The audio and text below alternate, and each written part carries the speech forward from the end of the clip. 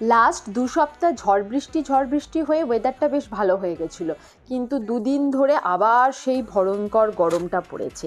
এখন সকাল 11:30 নাগাদ বাজছে, আমরা একটা বিশেষ মিশনে চলেছি, মিশন ন্যানোজ হেয়ার কাট। মানে আমি আর অনিমেষ যে কী ভয়ঙ্কর ভুক্তভোগী এই ন্যানোর চুল কাটা নিয়ে। অনিমেষ ওকে একা চুল কাটতে নিয়ে যেতে পারে না, কোনো দিন আমিও নিয়ে যাওয়ার সাহস করি না, একাই যে ওকে নিয়ে গেলাম আর চুলটা কাটিয়ে আনলাম।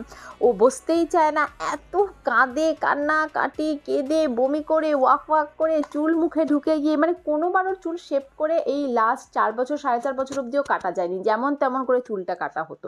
তেমনি ওর চুলের বার, মানে দিন 15 অন্তর চুলটা কাটতে পারলে ভালো হয়। তবে হ্যাঁ, লাস্ট কয়েকবারে অনেকটা পরিস্থিতি কন্ট্রোলে এসছে, এখন মোটামুটি কাটতে দেয়। আজকেই যেমন কিছুতে চেয়ারে বসতে রাজি করানো গেল না, কোনো দিনই বসে না, অনিমেষ বসলো, ওর কোলে বসে ও চুলটা কাটলো।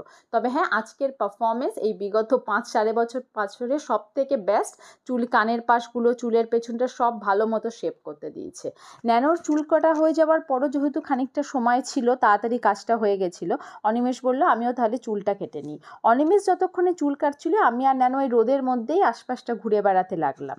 ইস্কো তো একসময় কুলটিতেই ছিল, তারপর বার্নপুরে শিফট করে গেছে মেন কারখানাটা, এখন খুব অল্প অংশে কুলটিতে কাজ চলে। কিন্তু যখন কুলটি কারখানার রমরমা ছিল, তখন সেই ইস্কোর বিভিন্ন স্মৃতিচিহ্ন পুরো কুলটি জুড়ে, বিশেষ করে ইস্কো টাউনশিপ জুড়ে ছড়িয়ে ছিটিয়ে আছে।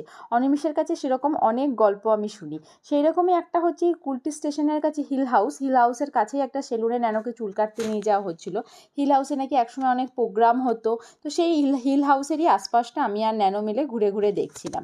তারপর অনিমেষের চুল কাটা হয়ে যাওয়াতে আমরা ফেরার পথ ধরলাম।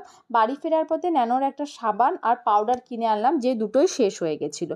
আর এই বাড়ির সামনে পুকুর পাড়টাতেই লম্বা কদম গাছ হয়েছে, সোনাঝুরি হয়েছে, এত সুন্দর গাছগুলো বেড়েছে। লাস্ট 5-7 বছরে দেখছি গাছগুলো একেবারে তরতর করে বেড়ে গেল। এত সবুজ ছায়া দেখতে সত্যি খুব ভালো লাগে। আজকের মতো এটুকুই, দেখা হবে খুব তাড়াতাড়ি, বাই।